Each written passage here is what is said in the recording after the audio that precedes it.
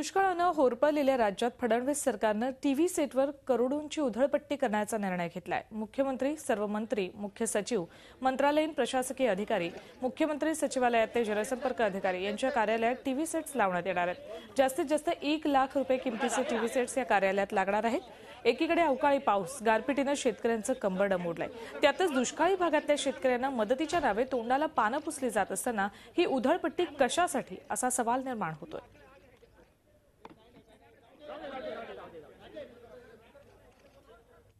कॅबिनमध्ये आणि मंत्र्यांच्या सचिवाच्या कॅबिनमध्ये टेलिव्हिजन लावण्यासाठी या सरकारने प्रत्येक मंत्र्याला 1 लाख रुपये निधी देण्याचं घोषित केलं। त्यासाठी 10 कोटी रुपयाची तरतूद त्यांनी केली। ही अतिशय दुर्भाग्यपूर्ण गोष्ट आहे की एकीकडे या सरकारनं सांगायचं की तिजोरीत खडखडाट आहे आणि दुसरीकडे मात्र एंटरटेनमेंटसाठी, करमणुकीसाठी एका मंत्र्याला यांनी 1 लाख रुपये द्यायचे।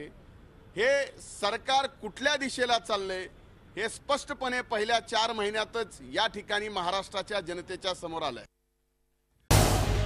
झी 24 तास रहा एक पाऊल पुढे।